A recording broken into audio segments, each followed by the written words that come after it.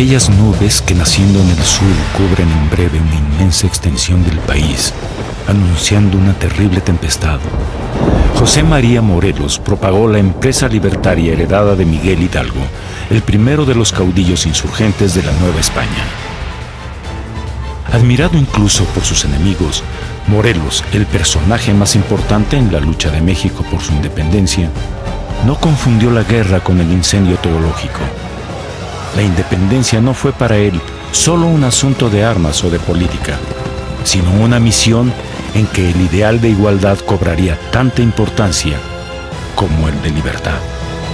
Condenado por la Inquisición, abatido por las descargas de un pelotón de fusilamiento, el proyecto de construcción y concordia de este autonombrado siervo de la nación se adelantó a su tiempo y marcó la perpetua encrucijada entre las ataduras de la tradición y las venturas de la modernidad, sobre las que se fundaron las bases del México libre, independiente y soberano.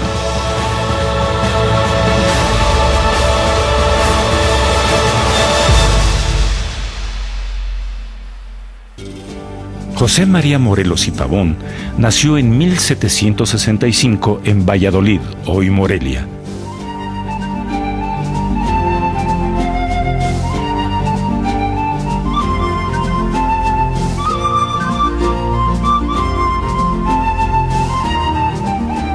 De joven, pasó 10 años en el rancho de San Rafael Tagüejo, que tenía arrendado un tío suyo. Allí aprendió los secretos de la construcción y se ejercitó como vaquero.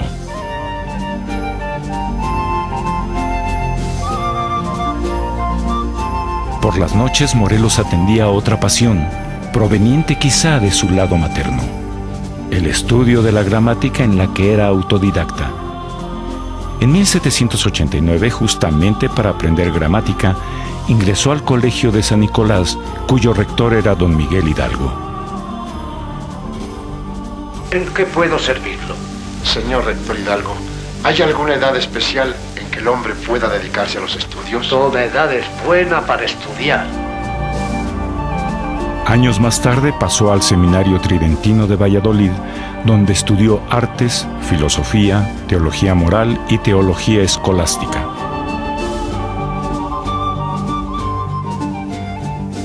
Lentamente ascendió la escala eclesiástica hasta ordenarse como presbítero, frente a una imagen de la Virgen de Guadalupe. No solo la profunda religiosidad de Morelos lo había llevado al sacerdocio, también la necesidad económica había influido en su vocación. Al poco tiempo de ordenarse, Morelos comenzó a ejercer el sacerdocio en pueblos pobres, de mal clima y escaso provecho, como Carácuaro en Michoacán. A pesar de su vocación de servicio, Morelos no era un padrecito protector y compasivo, sino exigente. No quería una grey de niños eternos, sino formar hombres de trabajo. Fue en Ocupétaro, comunidad de indios y mestizos, también en Michoacán, donde comenzó de verdad a poner manos a la obra. En sus palabras queda de manifiesto su orgullo y devoción a esta empresa. Fabriqué yo en este citado pueblo una iglesia, la que después de la de Cusamala es la mejor de Tierra Caliente. Y desde el año de 1802, en que concluí esta iglesia, seguí con el empeño de su cementerio hasta estarle poniendo hoy mismo las últimas almenas. Y ha quedado tan sólidamente construido y tan decente que sin excepción no hay otro en Tierra Caliente. Morelos hubiese sido uno de esos clérigos que prácticamente se pierden en el anonimato, de no ser porque después de su tardía ordenación y sin dejar de atender su ministerio y sus obras públicas, se convirtió en un activo, aunque modesto, comerciante.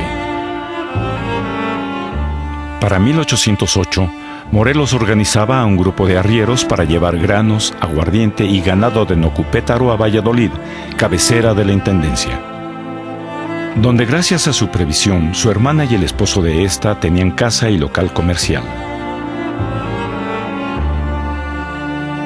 Sus ahorros y sus bienes, sin embargo, no lo enriquecieron y en un gesto común en él, los puso al servicio de la caridad.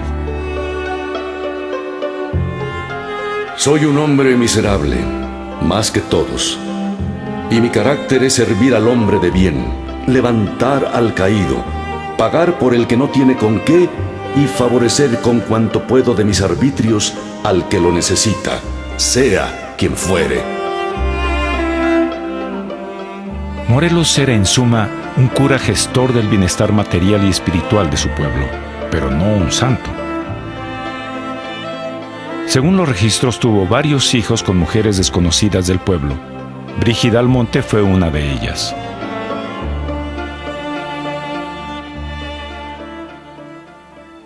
Para 1810, la invasión francesa de América era inminente.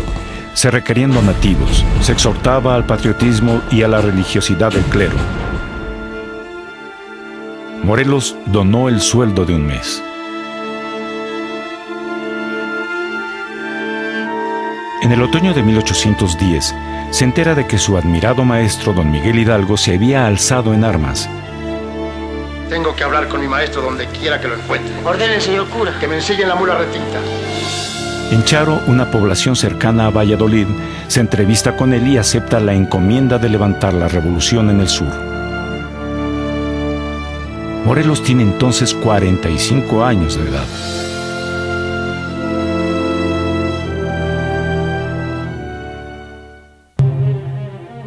Después de su encuentro en Charo, Hidalgo y Morelos nunca volvieron a verse. La causa de la libertad quedó en manos de Morelos, cuyo indiscutible éxito militar, por más de 3 años, se debió en buena medida al carácter de la región sur en la que actuaba, más agreste y montañosa, menos desarrollada que el Bajío, la zona minera y agrícola donde había operado el cura Hidalgo.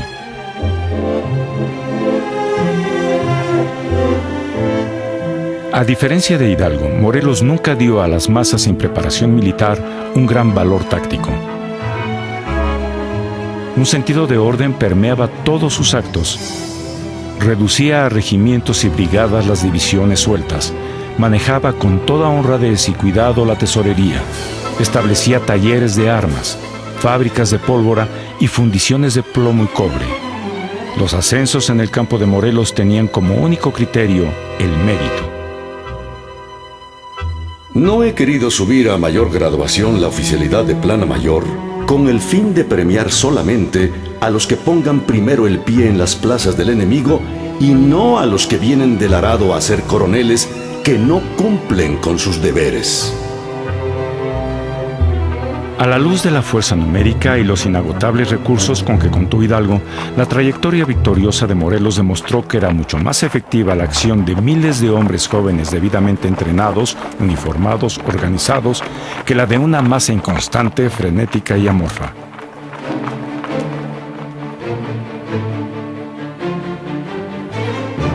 A juicio de Morelos, para incorporarse a la insurgencia no bastaba el ardor.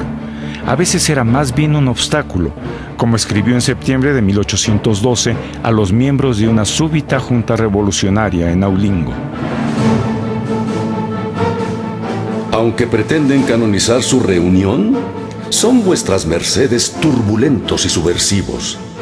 La junta de Naulingo es por todos lados írrita y viciosa, porque existe la Suprema Junta cuya soberanía es legítima.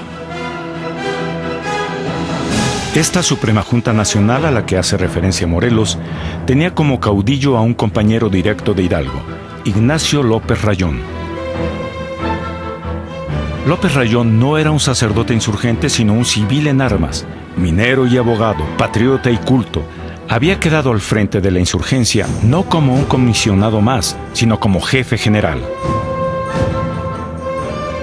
Así lo reconocieron los cabecillas reunidos en Zitácuaro tras la muerte de Hidalgo en 1811. Durante más de 2 años, Morelos mantuvo este reconocimiento y adoptó numerosas ideas e iniciativas de Rayón. Jerarquización e insignias del movimiento, acuñación de moneda, administración de justicia, etc. Sobre todo, Morelos adoptó en un principio los elementos constitucionales de Rayón en casi la totalidad de sus puntos. En esta obra, que Morelos llamaba Nuestra Constitución, según Rayón resolvería la aparente contradicción que se daba entre la independencia de España y la fidelidad al rey. La soberanía proviene inmediatamente del pueblo. Reside en la persona del señor don Fernando VII y su ejercicio en el Supremo Congreso Nacional Americano. Según estas palabras de Rayón, la soberanía nacía aquí en tierras americanas, residía allá con la monarquía europea, pero volvía a regresar porque era aquí donde se ejercía. Mientras Rayón y la Junta se hundían en un excesivo juridicismo y un papeleo incesante, las campañas de Morelos eran eficaces y exitosas. Ciudad tras ciudad, el sur caía en sus manos. Acapulco, Tixtla, Izúcar, Tasco. A principios de 1812, Morelos se fortifica en Cuautla y es cercado por Félix María Calleja, el comandante de las fuerzas realistas. Morelos espera inútilmente a que la Junta Suprema, organizada por Ignacio López Rayón, venga en su auxilio para dar el golpe de gracia a los sitiadores. Estos creen que el bastión caerá en unos días, pero Morelos y sus hombres resisten 63. Azorado, el propio Calleja informa al virrey. Si la constancia y actividad de los defensores de Cuautla fuese con moralidad y dirigida a una justa causa, merecerían algún día un lugar distinguido en la historia. Estrechados por nuestras tropas y afligidos por la necesidad, manifiestan alegría en todos los sucesos, imponiendo pena de la vida al que hable de desgracias o rendición. Ese clérigo es un segundo Mahoma, que promete la resurrección temporal y después el paraíso con el goce de todas las pasiones a sus felices musulmanes. Una de las claves de aquel Mahoma para mantener el espíritu de los sitiados era el humor. El propio Calleja lo comprobó en su cuartel de Cuautla al recibir una misiva de Morelos. Supongo que al señor Calleja le habrá venido otra generación de calzones para examinar esta valiente división, pues la que trae de enaguas no ha podido entrar en este arrabal. Si así fuere, que vengan el día que quieran, y mientras yo trabajo en las oficinas, haga usted que me tiren unas bombitas porque estoy triste sin ellas. En otra ocasión, Ignacio López Rayón previno a Morelos de que el virrey le había enviado un sujeto grueso y barrigón para envenenarlo. Morelos contestó despreocupado y con su modo característico: No hay aquí otro barrigón que yo.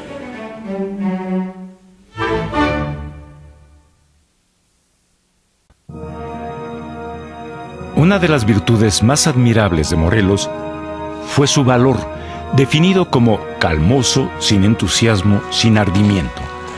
En medio de tupidas balaceras caminaba con tranquilidad.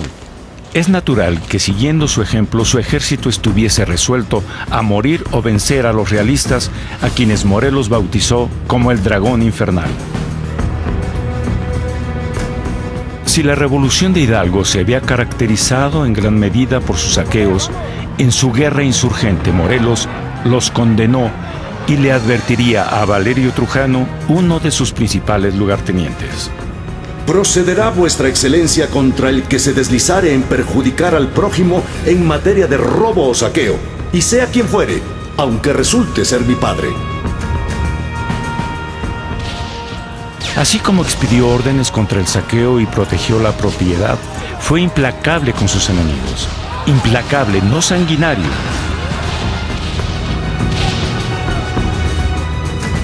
Al llegar a Tixtla, Morelos calmó al aterrado cura del lugar, quien esperaba una escena digna de la Alhóndiga de Granaditas, en donde los insurgentes comandados por Hidalgo habían efectuado una matanza en 1810.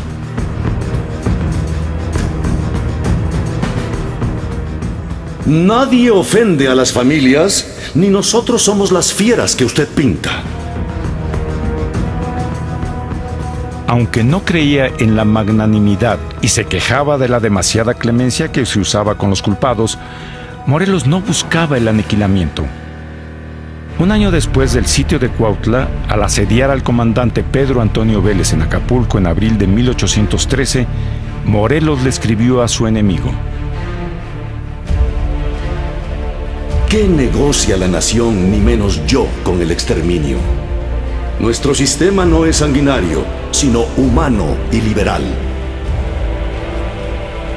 A Morelos lo movía un objetivo político y militar, no un odio étnico o una venganza social.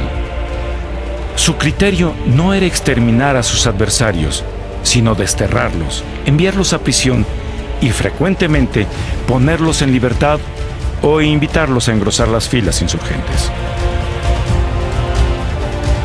Incluso los adversarios de Morelos reconocían en el cura su claridad, alegría, severidad, valentía, orden, honradez y, por si faltara, su auténtica devoción religiosa, pues antes de entrar en acción, se confesaba siempre.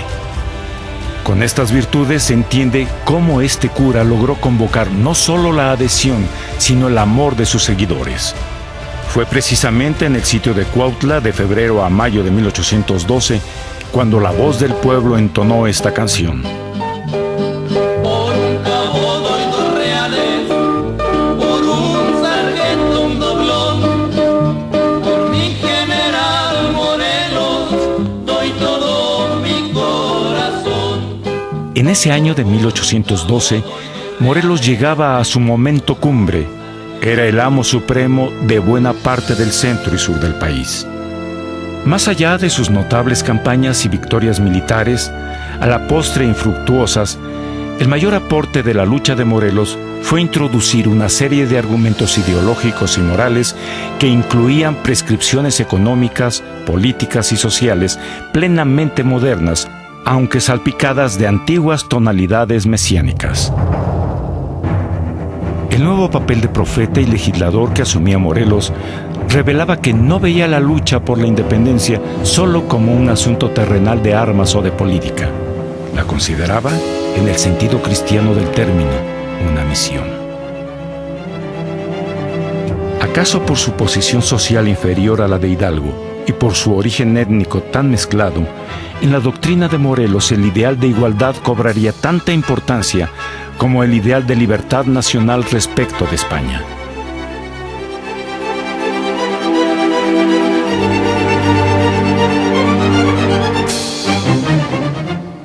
De la diaria experiencia con la miseria en los modestos curatos donde ofició, Morelos extrajo su ideario.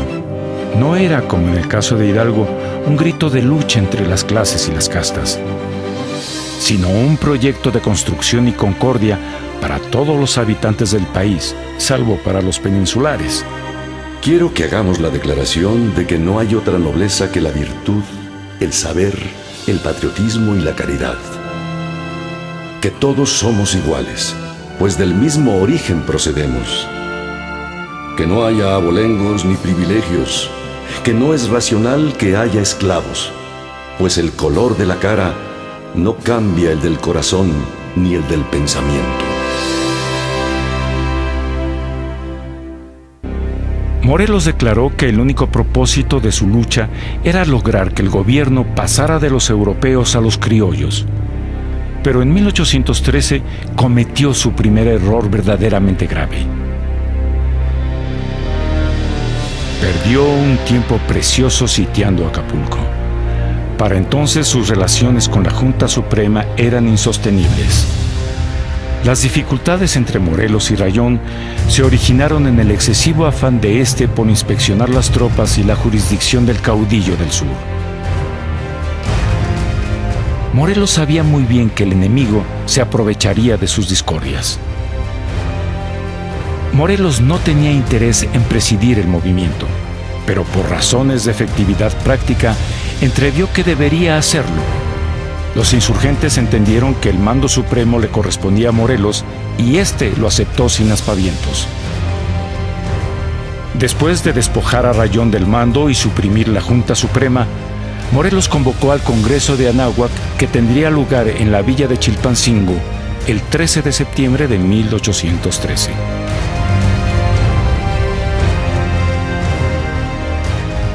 En Chilpancingo se da a conocer un documento que expresa las ideas de Morelos para terminar la guerra y se echan los fundamentos de la Constitución futura. El documento sería conocido con el nombre de Sentimientos de la Nación. Constaba de 23 puntos, entre los cuales destacan: que la América es libre e independiente de España y de toda otra nación.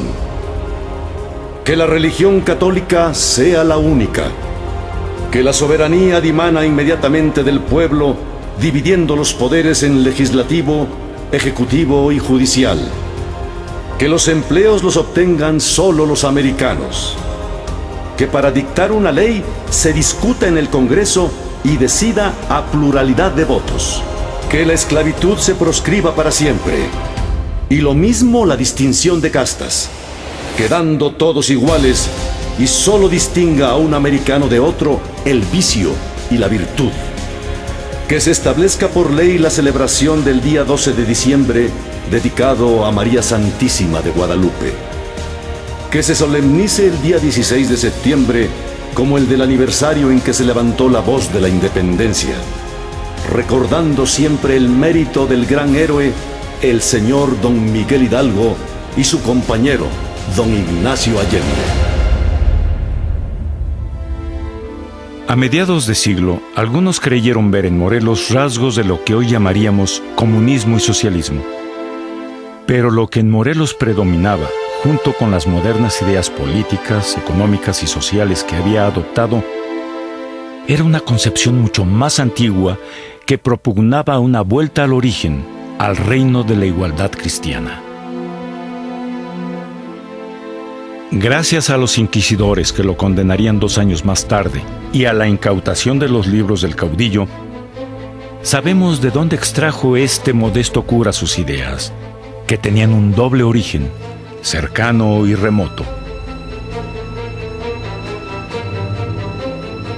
Por un lado estaban los libros de los años posteriores a su lucha, periódicos representativos del espíritu de las Cortes de Cádiz, que proponían un liberalismo moderado, no antirreligioso.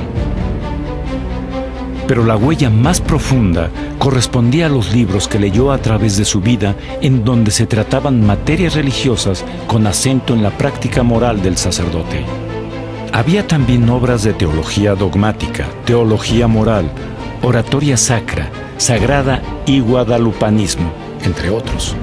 Ya en tiempos de la insurgencia, otro texto que sería muy importante para Morelos se refería a la doctrina de la lícita insurrección, común a varios teólogos morales del siglo XVII, doctrina que Morelos reformularía por su cuenta. De su Antiguo Testamento extraía analogías históricas que lo inspiraban. Morelos veía al pueblo mexicano en la imagen del pueblo hebreo esclavizado por los babilonios. A un reino conquistado le es lícito reconquistarse, y a un reino obediente le es lícito no obedecer a su rey, cuando es gravoso en sus leyes que se hacen insoportables, como las que de día en día nos iban recargando en este reino los malditos gachupines. En Morelos, esta doctrina sobre la resistencia en caso de tiranía se enlazaba con ideas muy claras sobre la dignidad de la persona, el orden y la justicia, formando junto con las últimas corrientes del liberalismo español un cuerpo coherente y original. Si Hidalgo había sido en esencia un hombre formado en la monarquía y creyente en ella, Morelos era un republicano natural. Jamás admitiré el tirano gobierno, esto es, el monárquico, aunque se me eligiera a mí mismo por primero. Hombre práctico ante todo, Morelos creía que sus sentimientos de la nación comprendían todos los aspectos necesarios para un gobierno ordenado, eficaz y decoroso. Su instinto, en todo caso, propendía más a limitar el poder que a ejercerlo.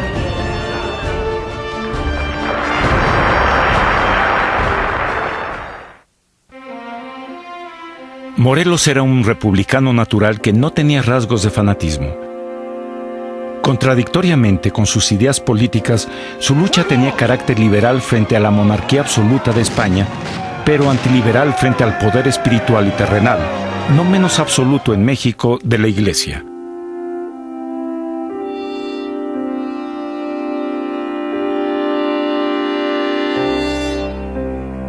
Al adoptar el sistema representativo, la separación de poderes, los derechos del ciudadano y la libertad de expresión, la nueva nación con que soñaba Morelos se asemejaría a la admirada vecina del norte en varios aspectos, salvo en el religioso.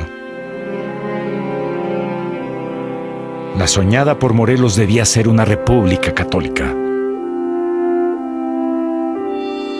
Que los principios modernos de republicanismo y democracia coexistieran con la intolerancia religiosa no era extraño, porque en aquella revolución habían resonado desde el principio ecos medievales de las guerras religiosas. Los insurgentes querían acabar con unos privilegios, los de la corona, pero restaurar plenamente otros, los de la Iglesia. Curiosamente, en Venezuela, Simón Bolívar, el republicano clásico, no se alarmó ante esta extraña mezcla de política y religión, ya que vio en ella una táctica efectiva. Bolívar escribió: Los directores de la independencia de México se han aprovechado del fanatismo con el mejor acierto, proclamando a la famosa Virgen de Guadalupe por reina de los patriotas. Bolívar tenía razón en cuanto al efecto de esta apelación religiosa, pero se equivocaba al juzgar los móviles de los caudillos. En el caso de Morelos, la Virgen de Guadalupe no era únicamente un símbolo para atraer a las masas. Morelos veía en la Virgen no solo a la protectora de la causa, sino, en cierto sentido, a su principal protagonista. Morelos vivía en los principios del siglo XIX, pero su voz, como sus lecturas, se remontaba a los tiempos de la Biblia. No por casualidad comparó el destino de México con el del pueblo de Israel, y en el año tercero de su insurrección daría esta prédica. Hermanos nuestros que trabajan como los israelitas en Egipto día y noche, en las entrañas y barbechos para engrosar la fortuna de este nuevo faraón, el cielo os ha suscitado un Moisés y un Josué para sacaros de tan afrentoso cautiverio.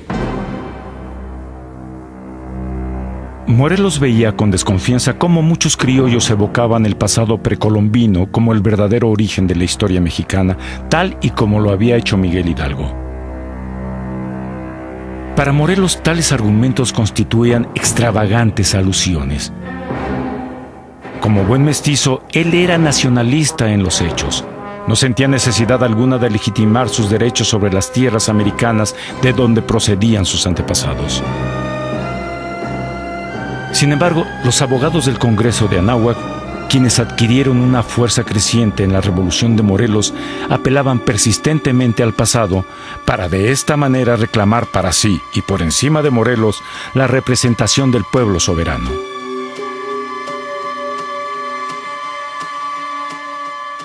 Las diferencias entre los abogados del Congreso, criollos en su mayoría, y Morelos, llegarían más allá de los gustos ideológicos y las analogías históricas y terminarían por plantearse en un conflicto provocado por Morelos. Paulatinamente, el caudillo del sur fue cediendo el mando y la toma de decisiones. Era como si una vez creado el Congreso y declarada la independencia de la América septentrional en noviembre de 1813, Morelos hubiese sentido que su misión había culminado.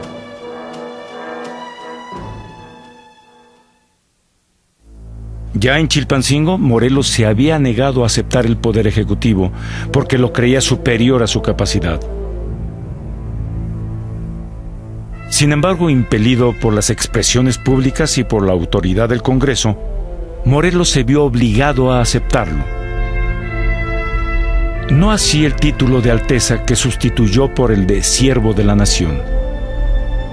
Aceptaré, sí, jubiloso, el sencillo nombre de Siervo de la Nación, que más cuadra mi carácter y más me honra. Expresión que provenía, como tantas otras de Morelos, del Evangelio.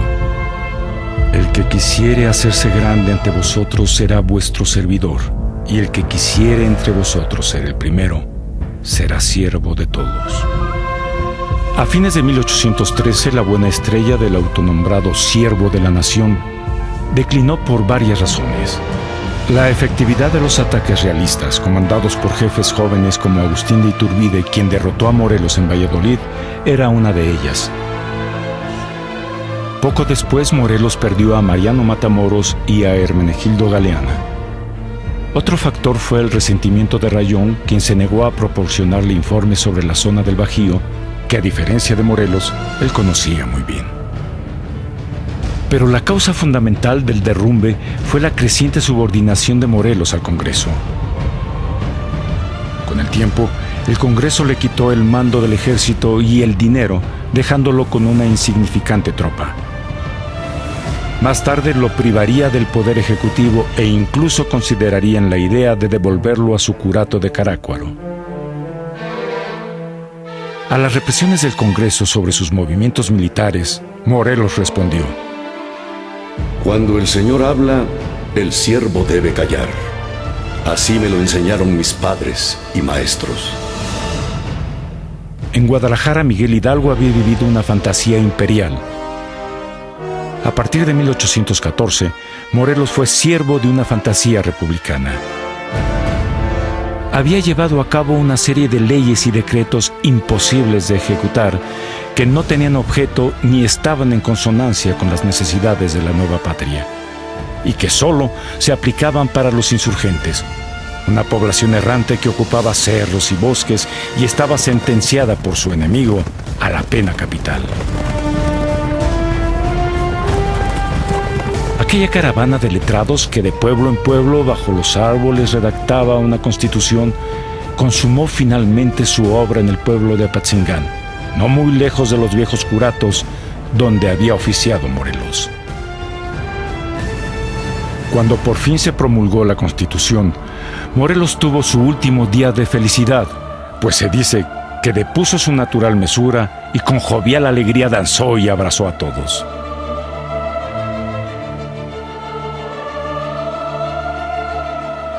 Protegiendo siempre al Congreso en fuga y con la idea de refugiarse en Caracas o Nueva Orleans, Morelos cayó en manos de un antiguo colaborador y fue conducido a la Ciudadela, una prisión de la capital mexicana. La gente se agolpaba en las puertas para admirarlo o para vituperarlo. Querían ver al hombre que había alcanzado proporciones de leyenda. ¡Adiós, padre Morelos! ¡Viva Morelos!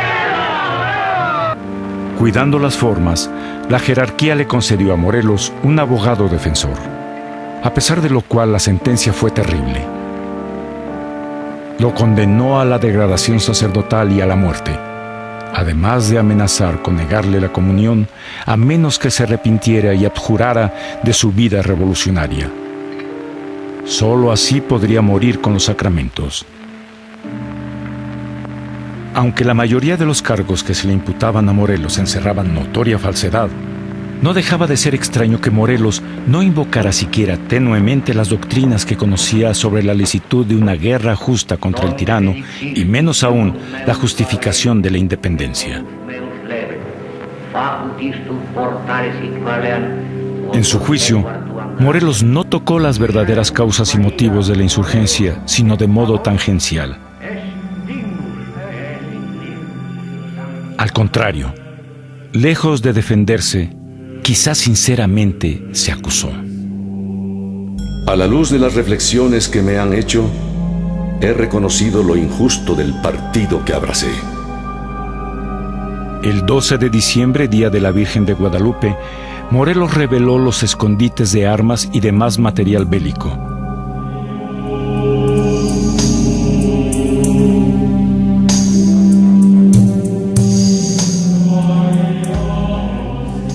El proceso de Morelos fue el último golpe de descrédito al Tribunal del Santo Oficio,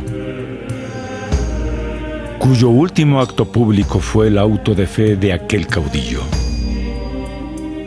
Ese mismo día Morelos fue sometido a la peor humillación que puede enfrentar un clérigo, un acto poco común en los anales de la Iglesia: la degradación.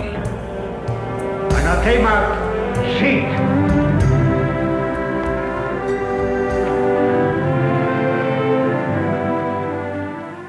El 21 de diciembre de 1815, exactamente el día en que 18 años antes había recibido la dignidad del sacerdocio de manos del obispo de San Miguel, Morelos escuchó su sentencia de muerte. Respecto al carácter sacerdotal, cuanto es compatible con la justicia, mando que dicho reo sea ejecutado fuera de garita y día y hora que señalare. Al día siguiente subió a un coche cerrado, acompañado por un fraile, un padre y un oficial. Iba rezando diversas oraciones y salmos que sabía de memoria. Cuando llegaron al antiguo caserón de los virreyes en San Cristóbal Ecatepec, en las afueras de la Ciudad de México, donde se llevaría a cabo la ejecución, Morelos comentó: "Donde yo nací fue el jardín de la Nueva España".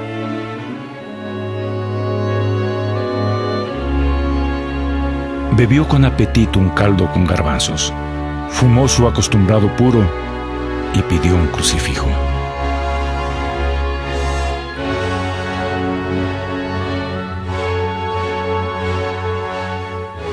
Señor, si he obrado bien, tú lo sabes, y si mal, me acojo a tu infinita misericordia. Se dio la voz de fuego. Uno de los hombres más extraordinarios que había producido la revolución de Nueva España cayó atravesado por 4 balas.